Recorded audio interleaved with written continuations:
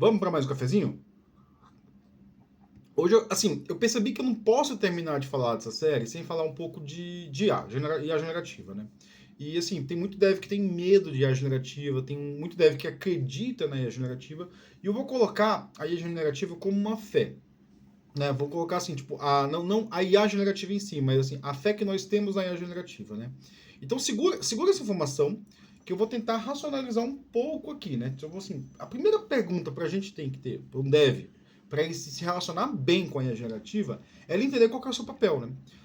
Então, assim, é mais ou menos por isso que eu pensei na racionalidade do dev, né? Assim, eu não queria tocar nesse ponto, foi um mero acaso, mas o que eu queria era só assim, tentar trazer à luz um pouco do que é a racionalidade do nosso desenvolvimento, né? A gente tem dois tipos de inteligência, assim, dois tipos de métodos de raciocínio. Modos, né? Eu vou botar assim, modos de raciocínio, né? Se você parar pra pensar, que é a racionalização e a subjetivação, né? O que é a racionalização? A racionalização é o que eu falei, assim, quando você tem processos, né? E aí você toma decisões baseadas em argumentos racionais. Você fala assim, não, eu vou fazer isso porque eu preciso daquilo, né? A gente parte para irracionalização quando a gente vai para o medo, né? Então, por exemplo, se eu estou muito ansioso, eu tomo atitudes impensadas. Por exemplo, eu preciso sair para comer, eu preciso pegar um ônibus, que são 8 e 8. Eu preciso pegar um ônibus 8 e 15. Então eu vou sair sem pensar, sem fazer uma reflexão do que eu preciso levar. Tipo, são 8 e 8, agora eu tenho 7 minutos para pegar o ônibus. Eu teria que sair correndo, entendeu? Então, assim, eu tenho um processo racional, né, que é aquele que eu levanto as hipóteses, levanto os argumentos, e eu tenho os processos racionais que eu só faço, eu tomo as atitudes por algum receio, né?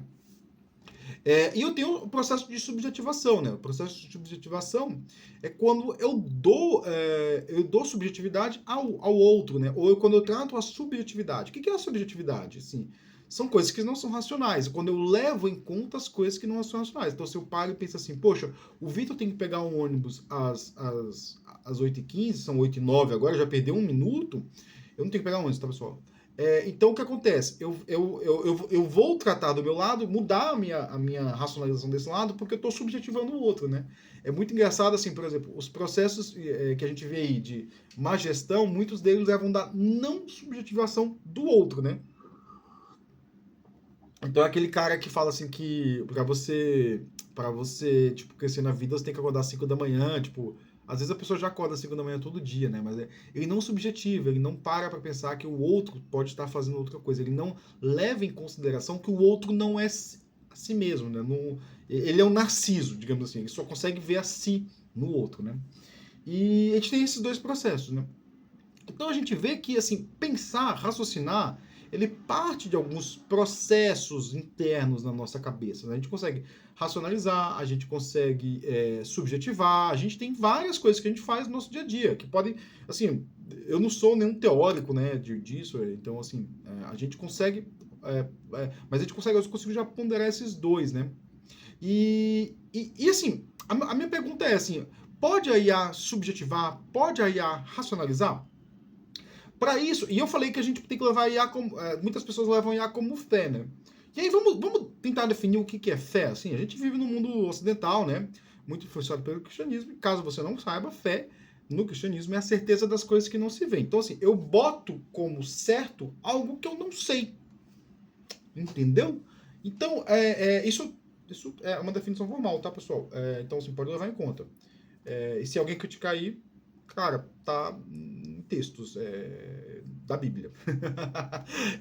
Então, assim, fé são as certezas das coisas que não se vê. E, sim, se eu não entendo como a IA funciona, se eu não tenho algum estudo que me mostra internamente os efeitos, como ela pode ser usada, e eu creio que ela vai ser usada em algo, eu estou batendo da fé, gente. Não tem nenhum argumento lógico racional. Eu não consigo encadear argumentos lógicos racionais que vão provar isso, né? Então, por exemplo, quando o céu da NVIDIA fala que em 10 anos não vai haver mais programador, ele tá jogando algo de fé dele. Por quê? Porque a gente vê no apontamento da IA hoje em dia que, tipo, eu uso IA generativa no meu dia a dia para desenvolver. Eu tô falando de quem é usuário. A gente vê assim que está muito incipiente, muito primitivo ainda, né? Assim, tipo, para substituir um dev, né? Não existe processo de racionalização. Eu acho que falta muito, muito ainda um discurso, um debate sobre qual que é, o que o dev faz no dia a dia, qual que é o desenvolvedor, qual que é a função do dev, qual que é os processos de racionalização do dev. Então, assim, o que a IA é basicamente um Large Language Model, um grande modelo de linguagem. Então, assim, a gente tem que levar em consideração que isso não é uma racionalidade, não é uma inteligência natural, né? É uma inteligência artificial, né? E para levar isso, para entender um pouquinho melhor isso, eu gosto muito do quarto, não é do conto, né? É uma alegoria do quarto chinês, né? O que é a alegoria do quarto chinês? Você pega três pessoas que têm línguas com raízes distintas, né? Então vamos pegar aqui um cara que fala uma língua latina, né? Português, espanhol, italiano, qualquer uma dessas línguas, né? Francês. Um cara que fala uma língua africana, e eu não vou saber as origens da Bantu. Tipo, Bantu, apesar que o brasileiro vai entender um pouco tipo, algumas palavras, né? Tipo, do Bantu, né? Tipo, ou pela sonoridade vai ser muito parecida, né? Mas uma língua sul-africana aí, tipo, e uma língua chinesa, né? Tipo, vamos pegar três pessoas assim, né? Uma delas vai estar escrevendo um texto, a outra delas vai estar num quarto preso com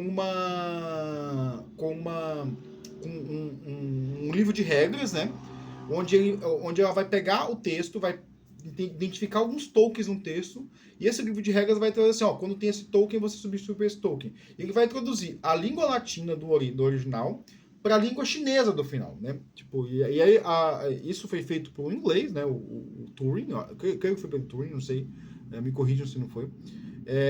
E assim, a grande ideia é que assim, ninguém entende a língua de ninguém, porque todas elas são de raízes distintas, né?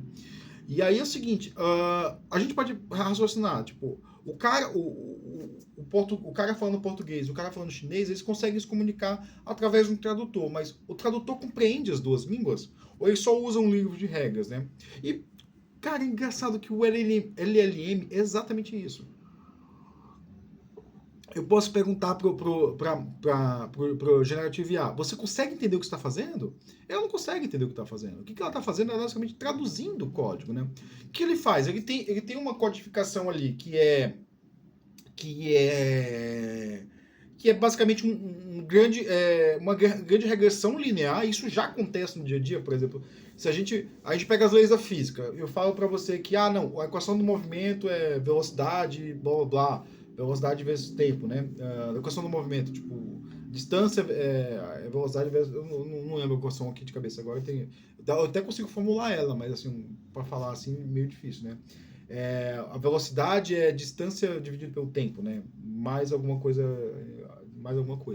Se você pega essa equação ela foi conseguida através de uma regressão linear. O que é uma regressão linear? É quando eu pego dados do mundo e extraio a equação daqueles dados. Aquela equação, ela não existe ela não existe na natureza, né? Ela é extraída através de dados, através de uma regressão linear. E o que é interessante notar, assim, a regressão linear, você regride aqueles dados a uma linha. Ela vai ter muito erro. Tem muito erro. E, no fundo, ela não descreve os movimentos bem. Por quê? Isso, assim, a gente aceitou por 500 anos. Não, pô, o movimento era descrito aqui de uma forma linear, blá, blá, blá, até que veio a física moderna e basicamente jogou para fora tudo isso. Ela descreve bem os movimentos ao nosso nível. Se a gente for no nível atômico, ela não descreve bem os movimentos. É muito diferente, né? Então, toda regressão linear, ela é suscetível a erros, né? Porque eu pego uma realidade que ela é muito cheia de variáveis e eu jogo ela dentro de uma equação. E essa equação vai me responder tudo isso. Vai me responder todas as verdades. Então, assim, eu consigo responder que toda vez que eu insiro uma aceleração, eu consigo ter uma velocidade. Eu consigo aumentar a velocidade. Mas, assim, se você jogar, vai ter um erro ali. Por quê? Eu acabo descartando várias coisas. Mas Vitor, tá divergindo muito. Cara, não tô. Porque, assim, para e pensa. A IA generativa nada mais é do que uma grande regressão linear. Eu estou fazendo o quê? Quando eu tenho um Large Language Model, eu estou escolhendo qual que é o próximo token, e por isso eu falei do quarto chinês. Qual que é o próximo token que vai ser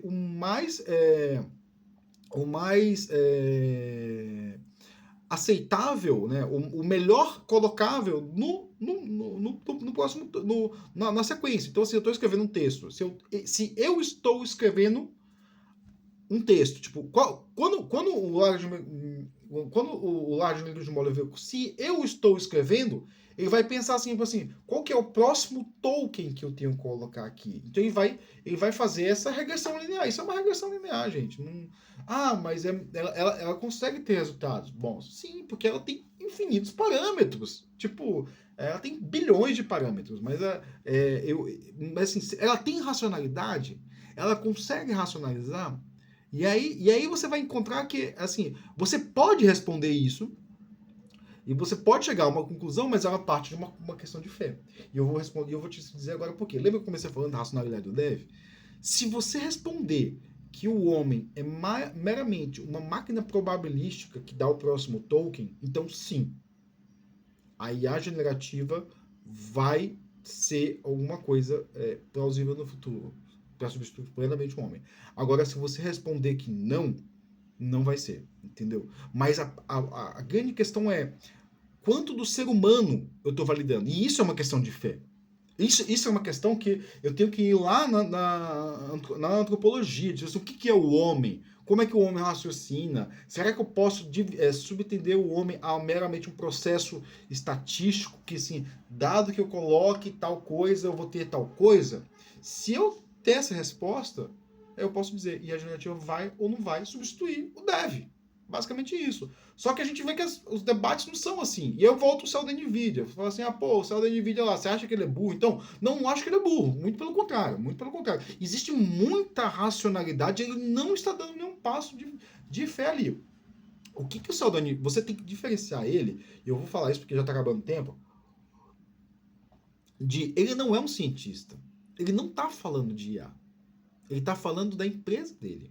Ele é um vendedor, entendeu? Você tem que pensar nisso. Ele é um vendedor. Se você não tratar ele como um vendedor, você pode cair no papinho do vendedor. Então, assim, em 10 anos não vai ter desenvolvedor? No Brasil aconteceu algumas coisas uns dias antes. Falou em 10 anos não vai ter cozinheiro. Ninguém vai cozinhar. Tipo, gente, isso é informações tiradas de não sei da onde. Eu não vou nem falar aqui, né? Mas é papo de vendedor, tem que levar isso. Então era isso, pessoal, meu cafezinho. Falei de IA generativa, ficou um pouco confuso aí. Espero que você leve bastante consideração e bom fim de semana para vocês. E já garanto que eu não acredito que você vai ser substituído por IA. A IA vai poder te ajudar muito, mas você não vai ser substituído. Valeu!